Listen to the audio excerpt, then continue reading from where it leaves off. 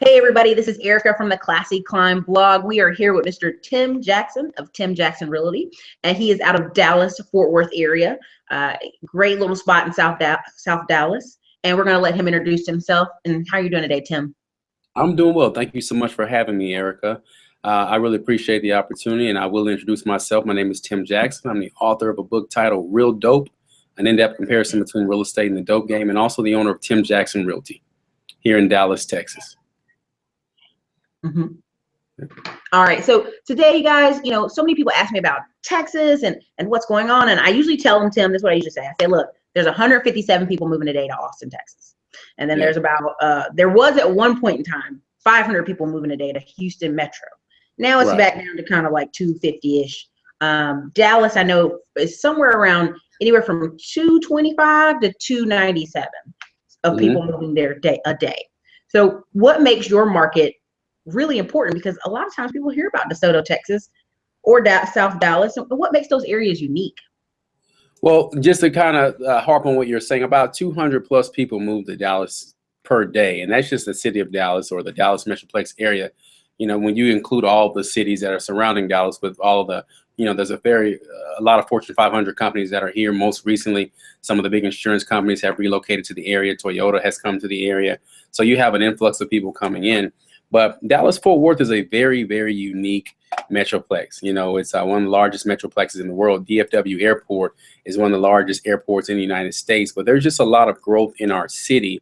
A lot of employers are coming here. Employment growth is up. The housing market is up. Our housing market is very unique because you don't really see much fluctuation from a general standpoint. I mean, you have areas like, north of Dallas, which is Frisco and Plano. You see those areas, you've seen the statistics of some of the homes that have almost doubled in price. And then south of Dallas, you're seeing a lot of growth. But for the most part, our housing market, it grows or declines about 5 to 6%. If you look at just a period of 10 years, but it's growing like most, markets are, and it is growing a lot. It was voted one of the best places to work and live a couple of years ago, and it's just continuing to grow. So it's a really good place to be. A lot of opportunities here and a lot of international reach as well.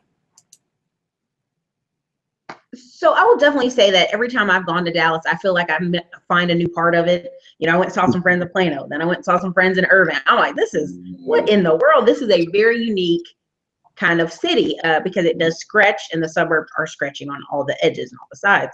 I think a lot of times what I'm hearing, I'm a transplant. I'm from the Carolinas. People know that on the show. A lot of times I hear local Texans go, well, it's just too expensive now. I can't live anywhere. It's so expensive. You guys coming in here, jacking up the prices, and so I'm listening to you say, oh, it's pretty normal. But as a local Texan or someone who lives in the state, how can they get a piece of that Dallas, Texas market so that they don't run around saying, I can't live here anymore? I mean, they just need to come. And it's funny you say that because, one thing I preach about, I heard you mention, South Dallas. I preach about certain areas like South Dallas, East Dallas, Pleasant Grove. These are areas within the city that are changing a lot. West Dallas in particular, we've always called it West Dallas. Now it's being labeled as Trinity Groves. And, within the Black community, people always talk about gentrification. But I always question, well, why aren't we taking advantage of the gentrification ourselves? Why aren't we buying back our own properties and buying up our own neighborhoods? Because we certainly have the money to do it. We're just not allocating those funds to the right area. One thing I always like to tell people is, Dallas and Atlanta have a lot in common. We have similar road systems. We're both connected by Interstate 20. There's a lot of people that move from Dallas to Atlanta and vice versa. But if you think about the city of Atlanta, and anyone who's ever gone, it's a big city. The entire city of Atlanta can fit into the southern sector of Dallas. So that just kind of gives people, an idea of how big this city really is and how big this metroplex is. It's always funny to me. People will come in and say, hey, Tim, I'm in Fort Worth. We should hang out. And I'm like, Dallas, Fort Worth. Yes, we share an airport. But if I hop in my car and drive from my house to Fort Worth, that's like an hour and 15-minute drive. Let's meet somewhere in the middle. But between where I am and where they may be, there's so much opportunity and there's so much real estate that you can cover in that span. There's so much going on here with, in Arlington. Arlington is a city that sits right in the middle between Dallas and Fort Worth. And you have The Cowboys play there. The Texas Rangers play there. The Cowboys have a new stadium. We all know that. The Texas Rangers are building a new stadium. They're trying to become the new entertainment mecca, kind of like Anaheim. And there's just so much growth going there. And there's people who are literally buying properties in that area specifically for rentals or like the Airbnb style rentals. And I tell people here, you need to take advantage of it because, you know, we complain about these out of towners coming in, moving in and raising up the prices. But what are we doing here? You know, it's just kind of simple. You know, I get a person, I just closed 2 deals, yet one today and one yesterday. And both of these people were relocating. One is moving to Louisiana and selling a house here, and one's coming from Louisiana and buying a house here. And in 2 days, you see one person who completely capitalized on this market. I mean, they walked away with over $100,000 worth of equity in their property to go to Louisiana and put down, pretty much pay for their house there. And another person is coming in, buying in an area that's really, really hot, that's gonna do nothing but go up. So the people here locally, they're just kind of sitting around. I'm like, listen, you're missing out on opportunities, but we're starting to convert some of these renters, turn them into buyers, and teaching people how to buy back their areas and invest in other areas of the city that's kind of hot right now. I love that. I love that you said that Atlanta can fit inside of South Dallas. Because Atlanta, the city of Atlanta can fit into the southern sector of Dallas. So that's South Dallas, Oak Cliff, Pleasant Grove, you know. I mean, and when someone told me that, and I was like, wow, that's crazy. Our mayor recently did an address to the South, essentially saying, hey, the South is growing more than the North. Because when you think of the South, every area has their own north, south, east, west, and generally you can identify who lives on that side of town. So when you think of the South, you think of blacks and Hispanics, right? No economic development, no growth. Within the past year, you know, there's been double the growth in the South than there has been in the North. So the entire city of Atlanta can fit in the southern sector of Dallas. That's huge if you think about it, literally and figuratively. And there's so much opportunity out here. And one thing I love pointing out to the viewers sometimes is people go, why'd you go to Texas? There's no black people in Texas. No, actually Dallas, Texas is number 2 after New York City in African Americans. You know, it's a very diverse city. It's a lot of people in different parts. It's not just DeSoto. It's not just the South. They're in Plano, they're in Irving, they're in Houston, you know, you name it, they're in Texas. And so I think it's a very diverse city. And I think, you know, this blonde cowboy girl theme is not actually true to what your city looks like. It's not. And, you know, when I watch, you know, the real, you know, you have these different Real Housewives. And when you look at Dallas, I've never physically just sat down and watched it, but I look at the cast and look at the promos. I'm like, that's not Dallas. You know, when I watch the Cowboy games, they always tend to fixate the camera or different scenes between commercials on like areas of Fort Worth or the country. And people literally ask me, do you own horses and cows? Like, no, I live in the city. You know what I'm saying? What are you talking about? Like when they come to Dallas, then they realize like, wow, this is a big city. I just thought it was this big country town where everyone rode horses. And I'm like, this is like the, you know, Dallas Fort Worth is the 5th largest. Cowboy. Yeah. And when you think of media markets, New York City, LA, Chicago, Philly, Dallas, Fort Worth, we are the 5th largest media market in the nation. So that says something alone. There's so much opportunity here. And that's larger than Houston. I think Houston's number 9. You see what I'm saying? But that's something that people need to understand, that there's a lot of money and a lot of opportunity here. And we are not cowboys riding around on horses, living on ranches.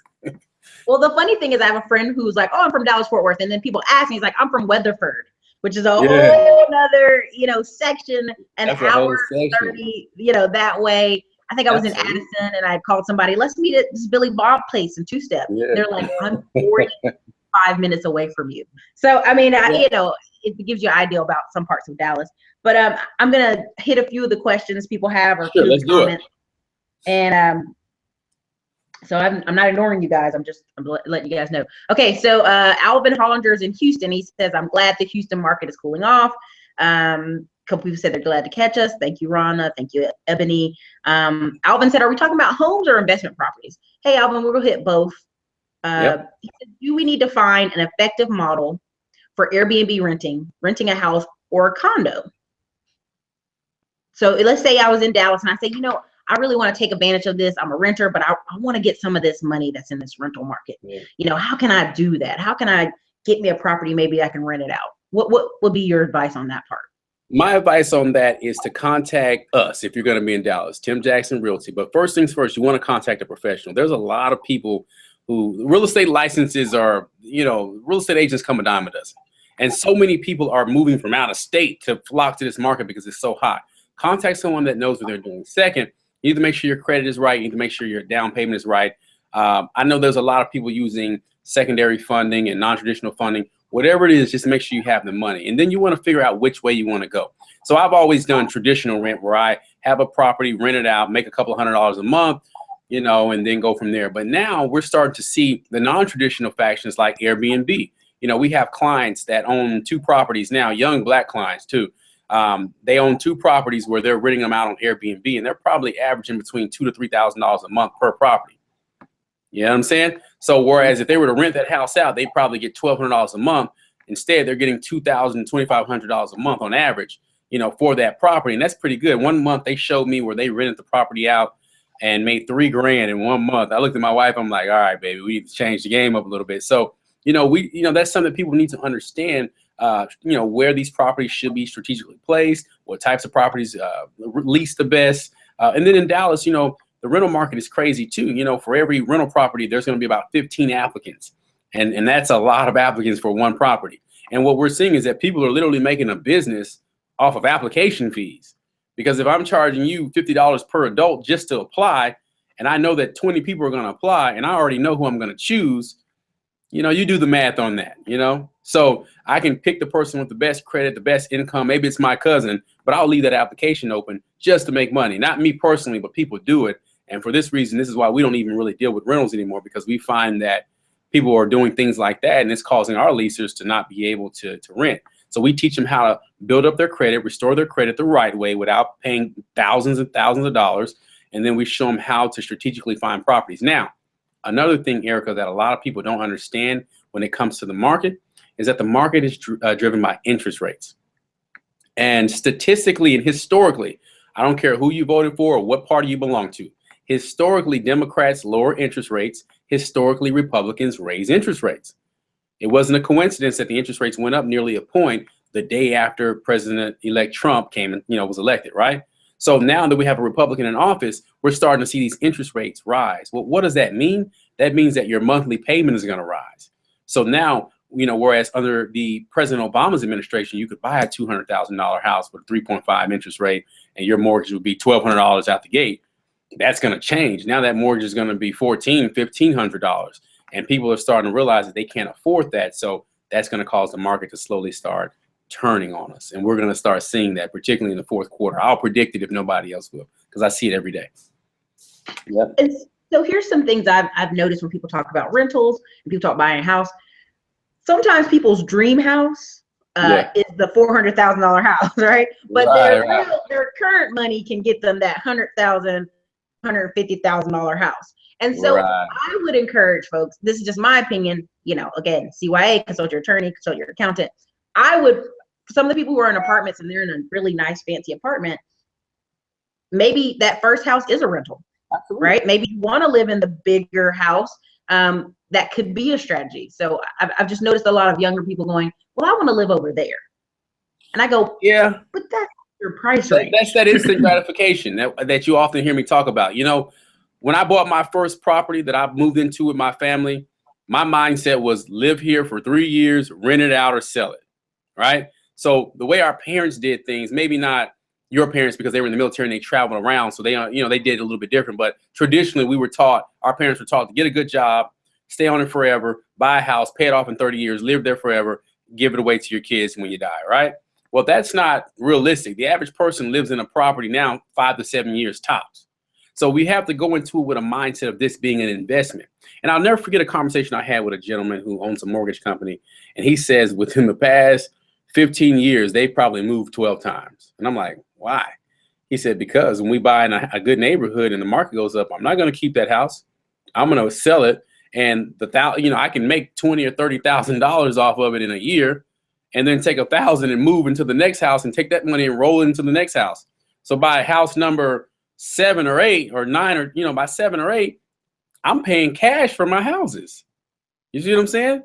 But we don't understand that concept. So I tell my clients, particularly, if they're single, if they don't have any dependents, like, don't try to buy your forever house the first time. Get you a condo, get you a townhouse if you can afford to pay the homeowners association fees, or get you a single family home that you can fix up.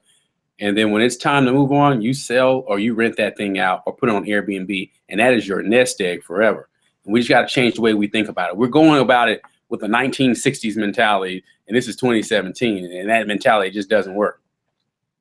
Spot on. Thank you for answering that, because I get a lot of those in my inbox, and I go, let me find somebody else who can second this. But on a lot of that is, I've noticed people will live in apartments for 8 years, and they're moving every year. And so I remember telling the story to people on this channel about when I worked at H&R Block. There was a woman. She got her $8,000 in refund check, got a $35,000 house in Foxfire. This is in Fayetteville, North Carolina. Next year moved. The school wasn't great, didn't want her kids to be there, moved to a $70,000 house. Next year after that, moved to the $100,000 house by Jack Brick District. She's able to rent those other 2 houses out. Yeah. So she was qualifying for income, you know, she just became a real estate agent, and she learned that game. Like, I don't have to keep staying in this neighborhood. I don't have to stay here. I can move next year. You know, there's still enough wiggle room in the law that, absolutely, you know, 365 days. Absolutely. Yeah, this was owner occupied loan, but now I'm getting a different type of loan. So and peep this though, no matter how good or bad the real estate market is, rent always goes up. Like the market can crash tomorrow, but your rent's gonna get raised at least $20 or $15 when you go to renew. Like, that's never changing. I remember when I moved back to Dallas back in 2003, I got an apartment in 2004. The rent for that apartment was $530 per month in Plano. This is a 1-bedroom apartment with a garage. Like, I was balling out of control. You can tell me anything, right? So let's fast forward 10 years when I finished school, when I got out of college and I moved back to Plano. That same apartment was renting for $800 a month, like $822 to be exact. The same apartment. Like, I went and got it again because, you know, at the time I was renting out my house. I was trying to do my whole increase by decrease where I completely eliminate all my debt. I moved into an apartment for a short period of time, and then eventually I went and bought me some more real estate. But that same apartment that I paid $530 a month for was now $822. So the rent went up. It slowly went up every year, you know, 10, 15, 20, 30. And now it's $300 more, you know? So you might as well own it. You know, at least you can get the tax benefits, you know, because you're just paying someone's mortgage when you're renting. That's really it. And you're going to pay about 30% more than they pay on their mortgage. So if I can get you into a property, if you're paying $1,200 now and I can move you into a property and you pay $900, you're eliminating. You've just made $3,600. You see what I'm saying? Like, you've increased your bottom line and your net worth. And then you can take that and pay it off and put it towards your principal, and it just eats away at your principal. Now you own that property a lot sooner. So yeah, I can talk about that all day long because we just have to change the way we think. Yeah, it's a mindset and people, oh, you're always talking about mindset, because I mean, I can work with people and they can 30 days later, they've got it. I work with some people 6 months later, oh, I finally got it. And you're like, I'm actually working with one of your clients now, believe it or not. We were just talking. It was like, oh yeah, we work with Erica. I said, there you go. You know, because you're gonna find the people who know what they're doing, and then that circle is so small. There's only so many people out there who are actually trying to teach people how to take advantage of these opportunities. So, like I said, it doesn't surprise me that I'm working with somebody that's working with you, and we never had the conversation. I was like, hey, I'm gonna be on a podcast, you know, on a webinar. Oh, we work with her too. I'm like, there you go. And then the person who we sold yesterday is another person that I met through the financial Juneteenth. You know, when we brought Dr. Boyce Watkins to Dallas, I met this person there almost a year ago, and now he and his wife has relocated, and they have people that are relocating that they're sending to us, you know, like crazy. So, you know, that network is very, very tight. It's very good. It's very authentic and very thorough. So, yep. Yeah. So I'm gonna hit some more questions. I don't want us to get too far off, but Bernard Warfield, I'm looking to rent a house now in Arlington. Bernard, you know, definitely reach out here to Tim Jackson. Check out maybe he has a connection he can send you to if you're looking for Arlington. He said he loves Dallas. Yep. Okay. You know, Alvin said, what are the down payments usually running for middle class single family homes? Many people say tell him it's $10,000 to $20,000 unless you go to the hood. Down payments are set. So that's a good question. Down payments are pretty much set by the price of the house. So I always use $100,000 as the, you know, my example. If you get an FHA loan, which is the Federal Housing Administration, it's government backed. You have to pay PMI insurance on it. they require you to put down 3.5%. Okay. So that 3.5% generally equals to what? $3,500. We're going to do simple math here. Okay. Now you have to pay your prepaids on your taxes. So if I move in now, I'm going to have to pay taxes from the point I move in essentially to, you know, the end of the year, so to speak, or depending on whatever your lender wants you to pay. You have to pay your insurance up front. And then what you have to also do is pay your closing costs. So what I always tell my clients is to budget for 6 to 7% of the sales price. Okay. That's if you're going to pay it out of pocket yourself. So on $100,000, that's $6,000 to $7,000. That's generally what it's going to run you. I've seen it go a little bit higher, but of course, the more the price goes up, the more it's going to be.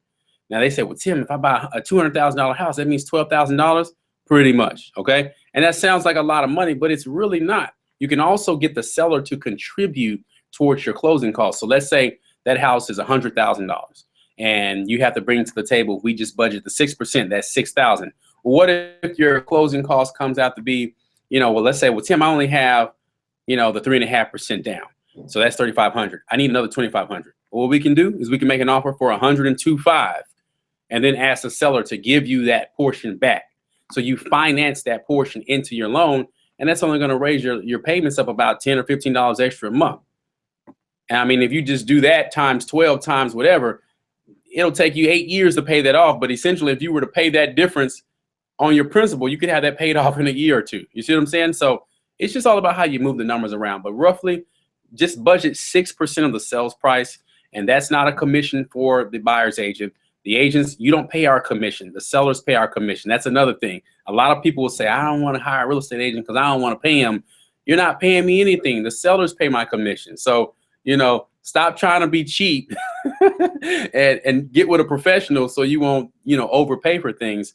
And that's what we can teach you. So give us a shout. I'm in Dallas, Texas. So give us a call, 214-557-8409, and I can help you out. Okay, so Ebony, I hope that answers your down payment question. Also, Bernard. Bernard said, "I'm calling you. I live in Plano now." All right, hit me up. $1,300 a month. Okay, Bernard. I hope that helps them work with you guys.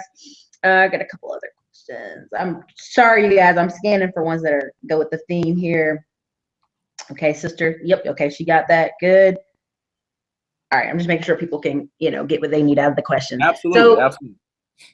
So a part of, I love that you did those numbers, because people will say $12,000. Now let's do a simple, I tell them, break it down in days. If you save, today is what, the 27th. If I save $27 a day, I'm not talking about investing, I'm just saying putting away, maybe a bank certificate, putting away for a year. Next year, the 28th of next year, June 28th of 2018, I would have $10,000 in my bank account. You know what, Eric? And that's just the most basic I can break it down to. That is such a basic breakdown, but that's so real. Let me help you out too. So what I teach is an increase by decrease model, where essentially you need to eliminate the things that you don't need. For me, it was eating out. I ate out every single day. And I'm not talking about restaurants. I'm talking about fast food. I was eating out 3 times a day. When I did the math, I was spending $700 a month eating fast food 3 times a day. You do that times 12, that's $8,400. If I just went grocery shopping, that would cut that bill in like literally down to a third or a sixth. Okay. So same thing with me. I had cable. I didn't watch all the channels. I eliminated my cable, kept my internet, and bought like the little programmer where you can customize your channels. And I saved another $150 a month. There's so many different ways that you can cut back. And when we say $12,000, we think of somebody handing us $12,000 cash. But that's not real. That's not the way you should think about it. You should think about, how much am I putting out? If I have a credit card where I'm paying 17% interest, maybe I should get me another credit card and roll the balance over to a 0% interest and then expedite the payments on that for the next 18 months so I won't have to pay interest. Simply doing that on 2 or 3 credit cards can save you $300 a month. So you just have to be creative. But that $12,000, that isn't a lot. And here in Dallas, we work with several grant programs where we can get you anywhere from $7,500 to $12,000 in closing costs. So we know the programs for people to use, and then we can get your credit where you need to get it. It doesn't take much. Simply, most people just have to pay down their credit cards or get a credit card, and their score will go up 70 to 100 points. But people think it's rocket science, and it's not. So it's all about being learned about the process. I love that. The key I'm always saying about the $27 a day, I know it drives some people crazy. I used to work at Papa John's delivery. That's how I learned my real estate market, from delivering pizzas. The crazy part is every single driver that worked in that building, we had one guy who was real estate agent, taught everybody in there how to put away money. Every guy in there owned his own house. Now, many people go, but they deliver pizza. But it's math. It's just simple math. It's math. You know? Same thing with cab drivers. Yeah, or I recommend apps called Acorn, Digit app, put $5 a day away. Because if $5 a day at the end of the week is $35. People, it's little ways to put money away. I'm not saying I gotta cut my paycheck by 20%. No, it's just little money here and there that we slip out with coffee and drinks and food and eating out that you wouldn't even notice if you tagged onto one of these apps. Is usually what I tell people. I stopped going to the coffee shops. And listen, I love a good coffee shop. I'm not hating on the coffee shops, but we invested in a Keurig. Matter of fact, someone gave us a Keurig for our office, and then we bought one for the house. And I can go to Sam's Club or, a box shop and buy like 96 cups, right? And literally I'm paying, 25 to 30 cents per cup of coffee. You see what I'm saying? And that right there alone, because I'm going from paying 50 cents a coffee to $3.25 a coffee. And I'm saving the gas. Like, you would just be so amazed at where you can find that extra money.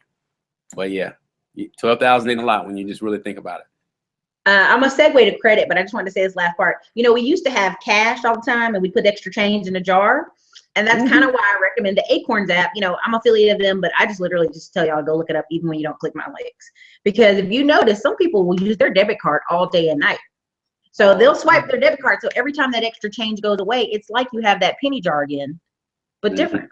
And so I tell people, check out some of those apps. I don't recommend them just to you should do this. Like, I personally use these for myself, even now in my business, even more because.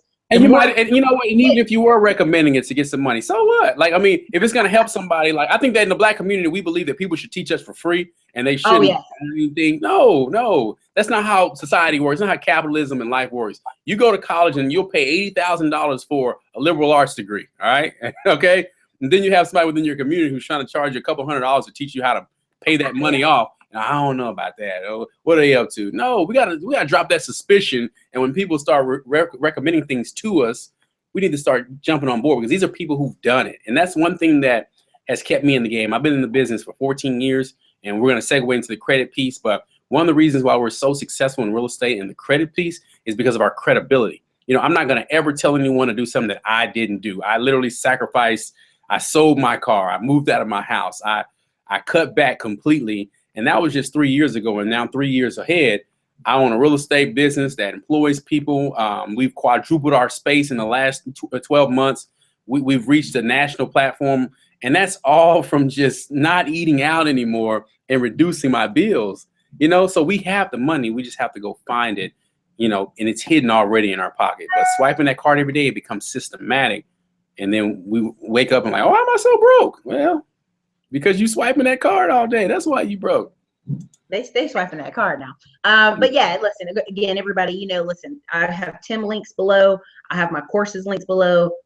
That's why sometimes I go, I'm not even worried about your affiliate money. You can just hit the courses below. Okay. So I'm going to talk about credit because I think it's one of the biggest things in America right now. And I think people I have friends personally who I grew up in a military town. People know that. And I had friends who had a Korean mom, black dad, and Korean mom, white dad, right? And Korean mom had flea market, little business. And people would laugh. Your mom's got a flea market business? Well, mom is sitting there with a $100,000 American Express card and makes their kids authorized users. So I had friends when we were turning 18 and 19. For 2 years so far, they've been an authorized user on a $100,000 credit card. And not only was mama able, when they went to college, they got $20,000 credit cards in the mail while you're getting a $600 credit card in the mail. And so I think I learned very young, and their parents were like, man, you're such a little entrepreneur. I'll teach you all this stuff. And so I got blessed by my family and other people's families to learn a lot young. Yep. But the power of credit is a big deal. There's people going homeless. And then there's friends over here who lost their job, but they've got a $20,000 credit card. So they've been able to stay afloat 6 more months than you. So, I just think so credit is huge. We should talk about it. But I'll let you start, with interest rates. Let's talk about that. I'm gonna piggyback on what you just said, and then I'll segue into my piece of it. When I left corporate America and went back, you know, to finish my bachelor's degree and then go on to go work on my master's degree, which I'm pretty much done with that. I'll be done with that in 2 weeks, completed fully. I lived off credit cards. I'm not ashamed to say it, because I had a couple of credit cards that were $20,000 plus, right? I had good credit, so my prime rate wasn't that high. And for what I wasn't bringing in from a real estate perspective, because I was selling real estate full time, I could swipe that card as needed. And I ran up a decent little bill. But as my real estate business took off, I was able to pay that bill off in no time. That, as well as, you know, getting rid of some of my major debt. Like I had a car. I always tell people about my Lexus. I love my Lexus. I got rid of that thing. I sold it because I was paying $675 a month for a car note, plus insurance, about $800 a month. And there was really no need for me to be paying that, you know, for what? To shine on somebody for 2 seconds at the light, right? So I sold it, got me an old raggedy Toyota, you know what I'm saying? Same family, different brand. It's like the little cousin, right? And I was able to save literally like $600 a month doing that. And from that, I was able to pay off those credit cards and build more wealth. But let's talk about credit, because our credit is our credibility. And there's so many statistics out there that explain that you can tell a lot about a person based on their credit score. And within the Black community in particular, minority community, because I deal with a lot of Blacks and Hispanics here, we have no knowledge about credit to the point to where it's killing us, you know? And I always use the analogy of the car. Erica, if you and I go to a car dealership and you have a 750 credit score or above, and I have a 550 credit score below, we can buy the same $30,000 car. You're going to get a 2% interest rate on that car. I'm going to pay 17.5 to 21% interest. How do I know this? Because I used to underwrite for a very large bank for auto loans, right? So they're going to ask you they're not going to ask you what your credit score is. They're going to say, well, what can you afford a month? And you may say, I can afford $500, but what you don't realize is that you're paying a 17, 18% interest rate. Well, that means that you're going to spend over the life of that loan at 60 months, you're going to pay anywhere from $13,000 to $18,000 more for that car, right? Or I would pay that more than you would. And that's a lot of money. That's that $12,000 that you're looking for. You know what I'm saying? For a car that's going to depreciate 30% when you drive off the lot. So we teach these credit principles. We teach people how to build, restore credit. You said something very, very near and dear to my heart. You said that your friends at 18, they were being added as authorized users. We have a mentoring group called Real Youth Mentoring. 5 to 18-year-old kids, when they graduate high school, they graduate with a 700 credit score and a business plan. We put these kids on our credit cards at 15 years old. By the time they walk across that stage, they're sitting at a 730, 740, 750. They have 7 to 10 years worth of credit history built up because they're being added to a card that already has it. It's called being an authorized user, right? They never get a copy of the card. They just get the benefits of the card. And even when we take them off, they still have that credit history. But see, we don't teach our kids that. We unfortunately use our kids' credit to get light bills sometimes or other stuff. And then they graduate high school or college. And it's like they don't have any good credit. And one thing I always tell people now with our young guys is, Erica, if me and you go to college, and let's say we both want to become structural engineers or something that's going to require background checks. If you and I have the same college credits, the same college hours, the same intern hours, but you've got a 750 credit score and I have a 550, they're going to hire you, because that's a way that employers are, they're weeding people out. They can't say, I don't want to hire you because you're Black or because you're Hispanic. I'm going to hire you because you got bad credit, because your credit is your credibility. So I'm passionate about that, because we need to learn credit and understand that those interest rates will keep us poor forever if we don't get a hold of them and understand the process. And the reason I touch on this is we have about 49 million Americans right now who have credit scores under 599. So when people are like, oh, I just want to fix my credit real quick to get a car or fix it real quick, and I'm like, I personally learned the hard way. I had a $10,000 car that had 17% interest, paid $17,000 total for a $10,000 car. And I'm like, you learn with stupid tax, right? So, I'm big on credit because I've seen it firsthand. I've seen what happens when people have authorized users. I've seen what happens when people have to work jobs they don't want because they don't have any, no money saved, don't have any family can bail them out. It is the difference between extreme poverty and not. And so I'll have people say, well, they won't give me the business loan, Erica. They just won't give me a business loan, and I'm upset. And I go, but you got a $20,000 commercial credit card. You've got the business loan money. You've already got the money if you really want to start. Got the money. You just gotta, and it's like, The money's right in your face, but we've been programmed to, well, no, I can't use that for a business. Why not? What? You're not going to go to jail if you use that money for a business. You're just going to pay a higher interest rate if you pull out the cash. That's the cost of doing business. I'd rather pay that higher interest rate or live off that credit card. Like for me, I was living in an apartment that took credit cards for payment. You don't think I was swiping that thing every month? I worked as an apartment manager. Trust me, I'm telling you, apartment manager, 90% of people in the higher income apartments I was in were coming in with credit cards, giving me the swipe. Now, when I worked on the lower end apartments as an apartment assistant manager billing, I got money orders and cashier's checks, and but I could tell the difference in that moment at working at one apartment complex and working at another. So Ebony Hayes asked, I've got a credit of 680. Is that enough to invest in real estate? And I'm just giving you, so maybe you can get some differences as far as credit scores and real estate investment. Absolutely, that's enough. Generally, so with a conventional loan, we have a lender who really just needs you to be at a 620. You used to have to be at a 680. 620 to 650 is what generally is the number that you need to be at.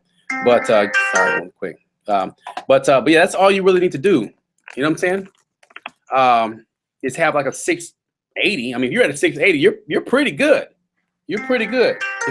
Sorry about that. It's all right. You're a busy man. We caught him when we can. No, it's okay. It's okay. But yeah, that's all you really need. So 620 to 680 is what you need for a credit score to invest in property. So what I tell people is sometimes they go, well, Erica, I saw this little $50,000 house. I just don't know. I don't know. The down payment on a $50,000 house, because we were talking about sometimes Georgia, South Carolina, North Carolina, parts of Virginia, parts of Alabama, and even people that contact me from Tampa, Florida, who watch this channel, those $50,000, $60,000 houses, your down payment is even less, right, than this $100,000 mark we're doing. If you apply the 6%, numbers to that, instead of paying $6 grand, you're paying maybe $3 grand. So when people say, I just don't know if I can afford to invest in real estate, there's opportunities there at different levels. That's absolutely true. And I think what happens is a lot of times people think they have to go big or go home, right? Oh, I got to get this $100,000, this $200,000. Like, why do we think that way? Like, we've been programmed to think that, well, I just have a 680 credit score and only got a couple $1,000. I can't get into real estate. That's not true. You have great credit, get you a little money. I can show you how to get into real estate. Erica can point you in the right direction. There's so many people who are teaching this, but what happens is, like you said, CYA, right? Consult your attorney, consult, your accountant. A lot of times when we start to get in a position to learn about things, we ask the wrong people, right? So if I have an issue with if I have a legal issue, I don't call my mom.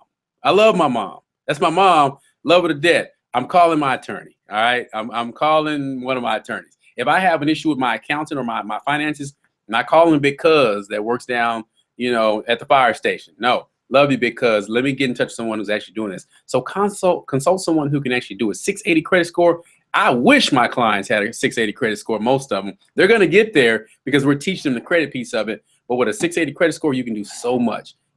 All you need is the down payment money. And where we lack the ability to move forward in real estate transaction, we lack in two areas: down payment, credit. That's it. So if you're getting a $5,000 income tax check, you don't lack in the area of money. Now, just let me help you get your credit right. And like you said, something that was really that really kind of struck a chord with me. A lot of times people call us and say, I'm trying to buy a car next month. I need my score to go up 100 points. I need it right now. It's just like, it doesn't work like that. It didn't take a month for you to get your credit as bad as it is. It's going to take a few minutes, a little while for us to get it right. But we can get it right over time. Generally, 2 to 6 months is our average. We've seen people's score go up about 75 to 100 points in 45 days, but that's their score. Everyone's score is different, and it's all about how you use your credit. And if you get with the right person that will teach you how to use your credit versus the person that's just trying to teach you how to get stuff off your credit and continue to do the bad habits that are going to keep you messed up, then you'll be a lot better off long term. For sure. And I have a mix of people who watch the channel. There's some clients who are up right now in Dallas and they're business owners. And sometimes, if you own a barbershop and a hair salon, you're used to dealing in cash, but it's hard. It's good to learn from me, Tim, whoever you can out here, about building that credit, because yeah, you're a barber, but if you're not reporting that cash, if you're not, showing where it's going to a business bank account, if you're not kind of having that documentation, it makes it difficult for you to probably get them into a mortgage, and it makes it difficult for them to reach the next level. Because a lot of times Absolutely. in our community, I think we have a lot of hustlers, but they don't know all the different steps for kind of getting the foundation, right? We Getting have that tons of account. hustlers. And it's so funny you said that because, one of my barbers growing up, he just recently started to take credit cards. But I have been telling him for the last 5 or 10 years, dude, you need to take credit cards. You got to start swiping that card. Well, we get paid cash and, listen, you are a legitimate businessman. Like, create a paper trail, pay your taxes. You can't go out and buy real estate. And then they have stated income loans where you can show your bank account. But if you're not even really depositing into a bank account, like you're setting yourself up for failure. And for so long, there used to be a time where if you were self-employed, you'd have to show 2 years worth of tax returns, which is still the case now. But you have companies that'll give you loans, but you have to legitimize what you're doing. Even if you're selling cupcakes, get you a a little swiper, and swipe and set it up on a business account so you can show that paper trail, because that's what's going to solidify you. So when you do get yourself in a position to obtain business credit, you can show bank statements that justify these companies giving you the credit. It's the name of the game. And even if you do it temporarily, I know a guy, he gets paid a lot of money and he's self-employed. So he used to write off everything. Well, he wanted to buy a $400,000 house, and he was writing off on his taxes that he was only making $30,000 a year when he was actually making $250,000. Well, no lender's going to give you that kind of money. So for 2 years, he had to pay taxes, and he hated it, but he got that house. You got to play the game sometimes. Play the game. Thank you. I mean, so many times I talk to people and they're like, well, I can get a credit card. Why should I pay to get a credit card or pay to get a secure loan? And I'm like, because you're investing in yourself.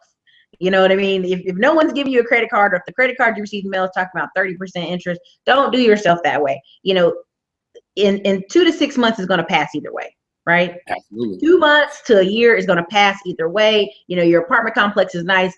Calm yourself. It's going to, you give yourself that wiggle room and that space to really create a really great foundation for yourself. Because all you're going to do is look back and say, I wish I would have. I mean, how many of us think about it? I've been out of school 16 years now. I cannot believe I've been out of school for 16 years. Like, that time came and went.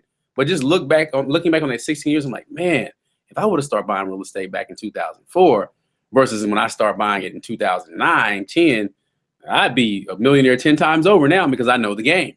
You got to start playing the game the way it's designed. We've been playing it so wrong for so many years, but now we're starting to wake up and understand that, there's levels to it. Yeah, what you're saying is we've been doing actually reactive instead of proactive, right? Reactive Absolutely. Is, oh my God, the prices are going up, I got to move. Oh my God, my credit's bad, I better just do what I got to do. I mean, I love when I get calls, people like, I did what I had to do, Erica. And I'm like, no, what you're telling me is I waited till the last minute and now I'm having to pay consequences. That's what you're telling me. That's what you're telling me. There's one lady, Kayla R. Would you recommend utilizing business credit for down payment on investment properties? It just really depends on what you're using it for, because one thing, I'm in real estate. So, whenever someone talks about, co-mingling certain funds, like if I need to use personal funds for my business, and listen, let me give you a disclaimer, I'm not an accountant, so don't take my advice to be stone cold. If I have to use my personal funds to build my business, that's one thing. But when you start taking business funds for something personal, then, that may not be the best thing for me, at least. For investment, if you're going to use the business credit to get you an investment property that's for that business, why not? But just understand that, business credit and personal credit are two totally different beasts. So just learn the difference. Look at the interest rates that are going to be associated with it. The best thing is to, whatever you have to do to kind of get your foot in the door, as long as it's legal. There's a difference between being legal and ethical, right? So, in my career, I have to be ethical, of course.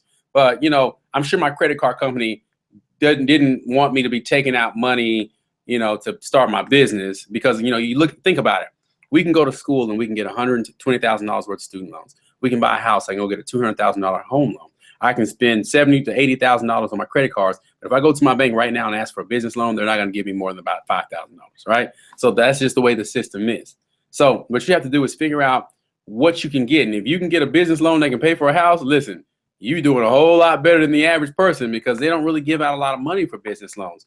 But I would say start building your personal credit, start building up your capital, and then try to transition the two, kind of meet in the middle. If you have to use your personal capital, and then, talk to your attorney whether you want to create an entity so that you can use that personal capital for business reasons. If you can I hate to say commingle, but if you can use both sets of money for your purpose, then kudos to you. But consult an attorney or an accountant before you start doing that. Don't say Tim Jackson told me to do it, because the way my attorney just said, we'll send you that cease and desist letter, and be like, nah, bro, we we didn't tell you that. But just consult an attorney. But you're on the right track. The fact that you're on this podcast and on this webinar says that you want to do something different, and you're setting yourself apart from your peers right now. So that's a great question. Thank you, Kayla, for that. I really appreciate it, because a lot of times people go, well, I'm just going to work on my business credit, ignore my personal credit. And I go at the end of the day, nah, bro, it don't work that way. You got to work on both. Even if you get the money, now you got to go get the mortgage. Who's going to qualify you? There you go. There you go. And they're going to want to have collateral. The house is collateral. When you think about it, that piece of property is the collateral. That's why you have to do an appraisal. The bank says, no, this house is worth this much. So that's the most we're going to give you. So if you're going to go buy, 9 times out of 10, if you try to get a business loan for collateral like a property, then they're gonna probably say, no, you can't do that. If you're trying to get it for like a commercial property, then those kind of line up with each other. So you just have to look at what aspect, like for instance, I have a client who's looking to, they own their house outright, and they're looking to pull some money out of their house. Well, they can't refinance the house in Texas and do a cash out refinance, because you have to already have a loan on your house in Texas in order to do that. So then they're going to have to go and do what's called a collateral, refinance, where they just get a line of credit, and then they can pull out increments up to a certain point, just like a credit card, but the house is collateral. So you just have to find out which way fits you best. So do a little bit more research. If you have any questions, feel free to, register on our website, timjacksonrealty.com, and we can help you out. And Erica's also a great resource for that. She does tons of videos on these types of things. So just pay attention to what she's saying. So I'm not going to hold you hostage all day, no, but I definitely want to grab you again in the future. So I want to respect your time. But I see I see the questions here. I love you guys' response. I'm trying to see if anybody else is a missed, or where could people find like stats and charts? Let's say somebody, and what I tell Alvin Hollinger here, his question is, what are easy ways for lay people to keep up with those kind of stats? Like if they're interested. How can they see charts of like neighborhoods getting better or getting worse? And it's just one of those questions that, I think you probably could answer better. Okay, great question, Alvin. So here's the thing. The internet is the best tool. I always tell people Google University is the best university you can ever attend, right? Me as a real estate professional, I have access to back-end stats. So right now, for this call, I pulled up a bunch of historical data for DeSoto, and I can see it real time. You would probably have to contact a realtor to get you that. Some realtors may charge you, some may not. We charge because at the end of the day, 80% of our job is research, and we don't mind sending you this stuff. But counties, cities, and municipalities, they keep this stuff on record. Go to their website. We get a lot of our stats, like for foreclosures. People call me all day and say, how can I get a list of foreclosures? And I'm like, all right, I can charge you $50 a month to send you a list, or you can go to Dallas County Appraisal District or whatever it is, Dallas County Court, and they print the list and put it out a month in advance. Like, you just have to go through and read through it. So really, if you go through these municipalities and see, click on the links on their page for statistics, or if you call them, what happens is what separates the people who are successful from the people who are not is the person that does those 1 to 2 extra things to get what you're looking for. Many times people will get on the call and say, how do I do this? And then we tell you, and it's like, oh, okay. Then someone's going to be like, oh, really? They're going to go to the website and they won't be able to find it. Then most people stop there. Well, that person, they pick up the phone, they call and say, hey, I'm on your website. I can't find anything about data. Where can I find it? And then that person will point them somewhere else. And then everything you need is right there. So just go that extra mile and you can find it. But find your local real estate agent that you can partner with. Even if you just say, hey, listen, I can give you $50 if you want to send me, if you could send me these stats, I can reach out to you, once a month and pay you, $25 a month to give you a gift card to eat. Hey, realtors always take a free meal or a meal, and all it takes is us about 10 seconds to run this report. But it's the time, a lot of times, particularly like with wholesalers, a lot of wholesalers call us because they want us to do the research, and then of course we don't get any commission, so we charge for that. But a lot of this stuff is public information, so look at your public roles. Something I've learned in the 3 or 4 years I've been doing online income business is people would like you to baby feed them sometimes. People Yep. want you to take a spoon out and feed it to them. And so sometimes I go, my time is valuable, or that person's time is valuable. So even when I work with flippers and wholesalers, they have a little MLS access you can get for real estate assistance, which I think is really good. So if some of y'all ever want to pick up a real estate, work with an actual, real estate agent and be an assistant, yeah, you can get access. There's ways to pay for your, I don't know about Dallas, but I know in Austin, our MLS system, you can pay as a real estate assistant. And get that real time, that live data. A lot of times, I think Alvin responded and said he likes looking at charts and graphs, especially as he's building capital. And what I tell people is, when you start there's a book called 12-Week Year, and it's a really good one, because when we focus in 90-day increments, things happen. I mean, things really take off. And so I can tell you right now, I've had probably 112 clients. Out of that 112 people that first 30 days, we get that like going. I mean, by the end of the 90-day mark, usually we have a property that they're on the way closing, if not appraised, because it's that intentional focus. So I think watching is good. Watching is good, evaluating is good, saving money is good. But when you start going 90-day increments, if you've got a deal, you'll find money. And strangely enough, there's a property in Greensboro I'm looking at with my sister. I remember talking about it on the phone. She's like, well, I'll come up with half. If you're ready, I'll come up with half. And so I think people follow you when you take action. And that's what I'll tell the audience. If you ever notice when you try to go buy a house and your family members are like, baby, you gonna buy a house? Like, they will help you come up with down payment. Or even better, let me explain. Like we sold the first generation company, the couple, they were in their 50s. They were the first people in their family to ever buy a house. From that one sale, we got like 4 sales, because now they said, grandma can do it or papa can do it. We can do it. I think the husband was like 62. The wife was like 58. I mean, it was just a change. It was a mindset, because they saw that the people were doing it. So not only did they help their family members by getting them over to us, but now you have 4 or 5 family members that have bought houses because they see the mindset has changed. So Alvin, you've asked a couple of questions. You're on it. The research, those graphs, that data is good stuff, but it's really easy to find. And if you really want it real time, I would say link up with a real estate agent in your area. There's several of them that I know in Houston that would probably work with you. Just understand that their time is very important. With me, we block off our time. So I don't mind doing it for people here, but a lot of times people pay us to do it. But if you get with a newer agent who's really trying to connect now here, and that person sees that you're actually going to buy, then that could be the best partnership in the world, because you're someone who's serious and you're like, hey, I need this data and these statistics because I'm trying to buy. There's someone who's new in the business and they're like, well, hey, this might be a good fit for both of us. I have the data, you've got the properties that you want to buy. And then it becomes a situation where now we have clients that text me now, hey man, check this out for me. You think I'm charging them? Nope, because they bought 2 or 3 properties from me. It benefits me to stop what I'm doing to look up houses for them. So just bring some type of benefit to the table, because no one likes to feel like they're being used. I'm going to try to close it out with the last 2 questions here, but sure. Literally, I have a friend, he's a real estate agent. We were both do it at the same time. He connected with the guy learning how to flip houses, doing all that good stuff. JRLO Mansions here in Austin, that agent knocked 10,000 doors for that guy in the course of a year. So that guy's company almost made $1 million. It's almost at $1 million, but 2 years is a magical time. If you really link up with people and you're serious, they want to work with you. So I've got a good question for you here. And I'm sorry if I say your name wrong. Her name is Lancy LP. I have a 610 credit score, a contract on a triplex at $50,000. Unfortunately, I am out of work as of last week. Should I still follow through with this triplex purchase? Well, here's the thing with that, and I'm just going to base it off of my past experience. Typically, your creditors will run your credit, or the loan company will verify your employment the day before you close. That's just what they do, because people lose their jobs all the time. So, I mean, if you feel like that, in most cases, if you're getting a loan, they're going to verify your employment before you close. And what you would hate to do is get to the closing table and they verify that you're not employed anymore. And then they say they can't finance the deal. Well, now you're going to be out of your earnest money if that period has expired. Like, you have to put your down payment down. You have so many days to get approved.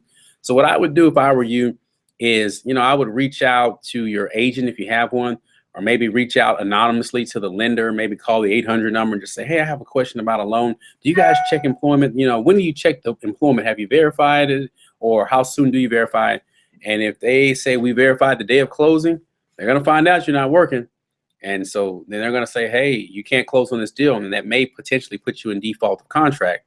So again, go back and reach out to your agent, kind of see what the best move is, because, you know, I would hate for your deal to fall through and you be at fault and there's some penalties associated with it.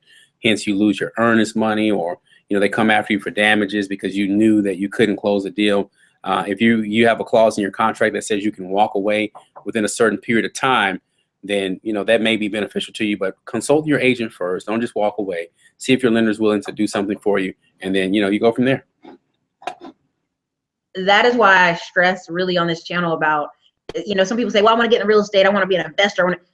Most people that I know are real estate investors or real estate agents. They know like 20 other people in their Rolex. You know, they know investors, they know flippers, they know appraisers, they know handyman.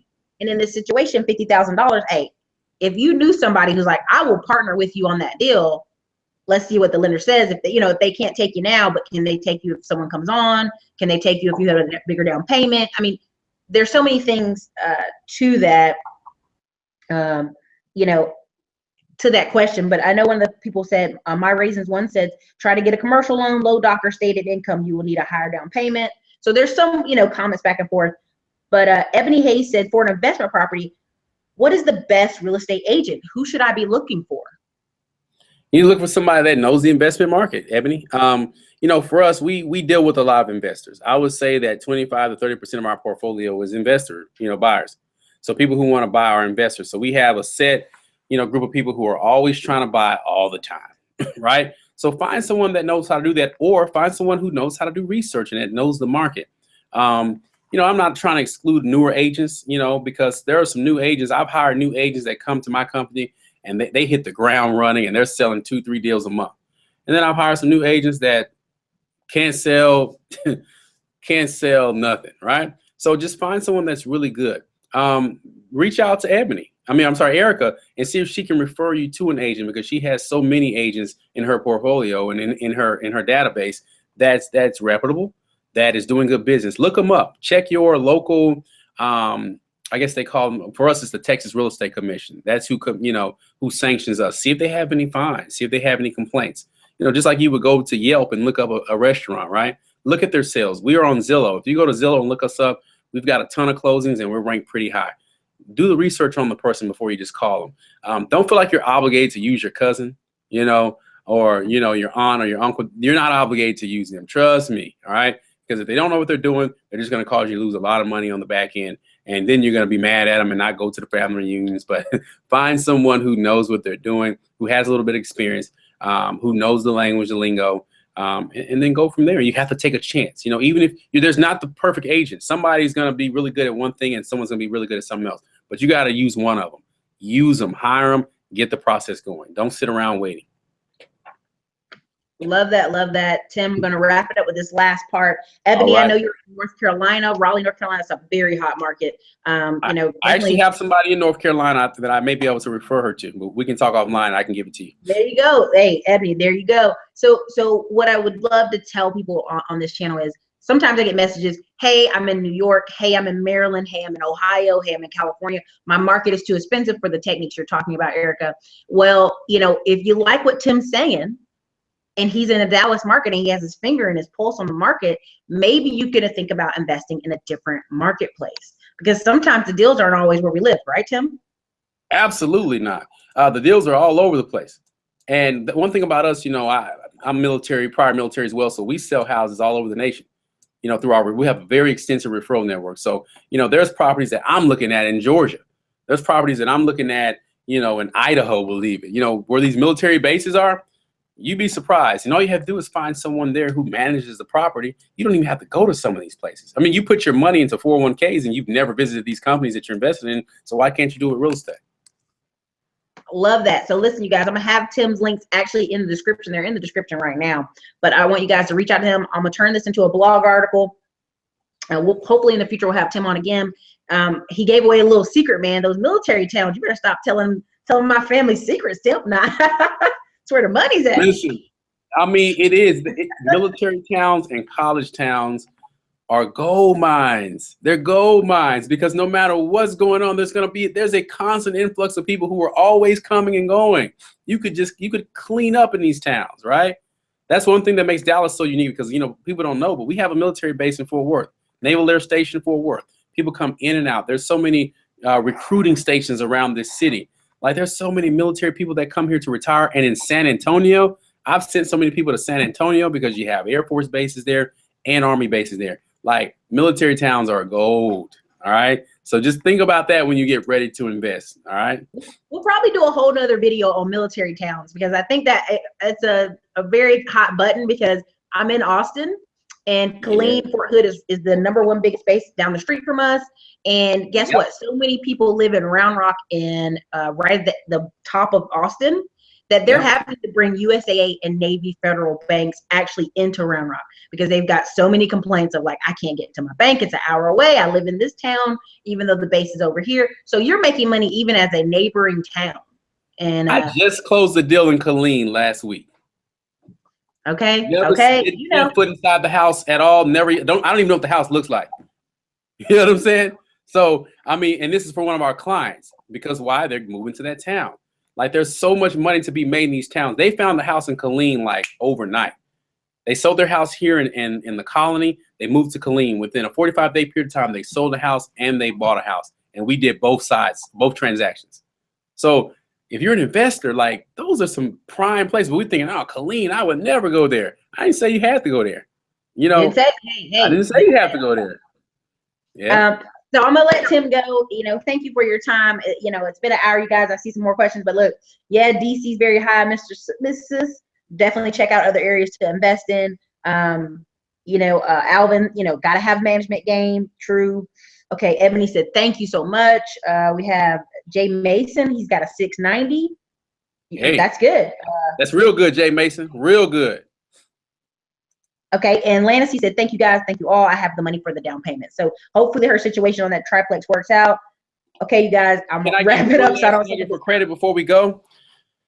You guys pay your credit cards down. Never charge over 30%. Okay, never charge over 30%. If you can, use your credit cards like cash. The way we use our credit cards is I swipe my credit card for things that I'm gonna use.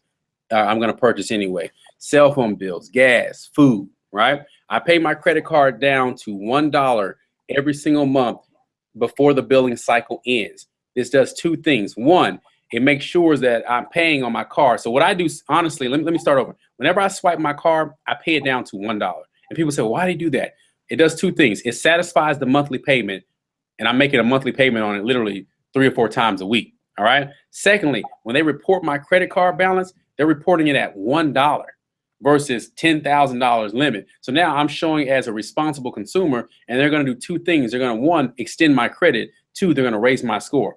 Okay. So if you keep your credit balance below 30% or do like I do, use it like cash and pay it down to $1 every time you use it to where the balance is always at $1, you're going to see your credit score raise anywhere from 70, 80, 90 to 150 points. In some cases within 30 to 40 days.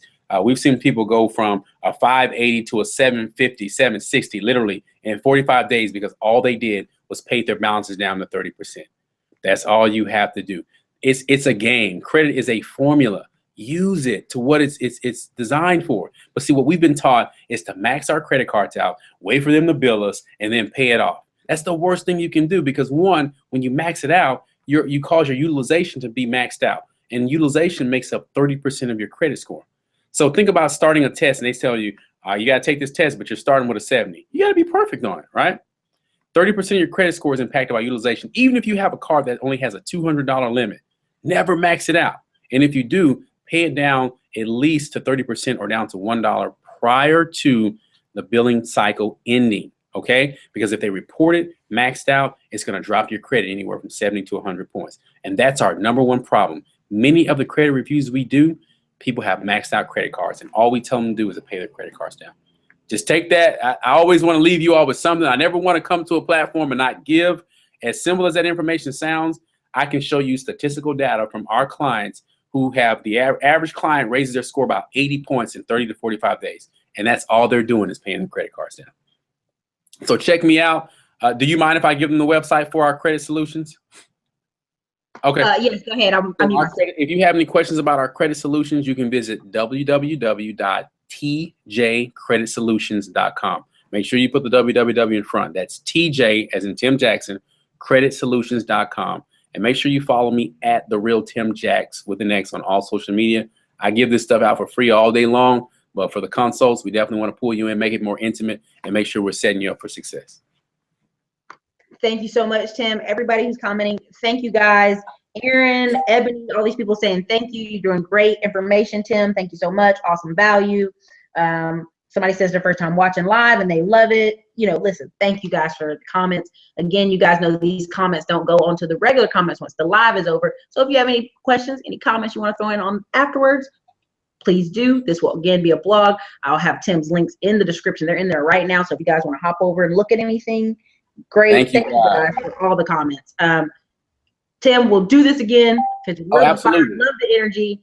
I'm telling you guys, it's a tool. Credit's a tool. Figure out how to use the tool for your advantage. And for you guys commenting that you're in DC and you're in Maryland and you're in New York, hey, Texas is a great place to invest, even if you guys don't live here.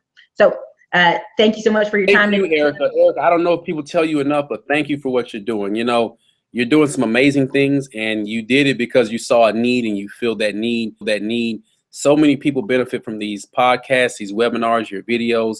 Don't stop what you're doing. We need what you're doing. We love you to death. Keep up the good work, and we're proud of you. I just got to say that. I got to give you your flowers right now, all right? Thank you so much. Listen, when I get to Dallas, I'll try to get them a catfish or a steak or something. Let's do it. Let's do it. I'll see you guys probably in July. But all right, you guys, this is Erica from the Classy Climb blog. Thank you guys for joining today. We're talking about why Dallas, Texas is one of the hottest markets in real estate with Mr. Tim Jackson of Tim Jackson Realty. You can check him out in the Deep Ellum, or what we call Dallas, Texas area. His office is available. His information is below. Hey, if you love this video, like it. If you liked it enough, share it with your friends. You guys, this is Erica. Have a great day, you guys.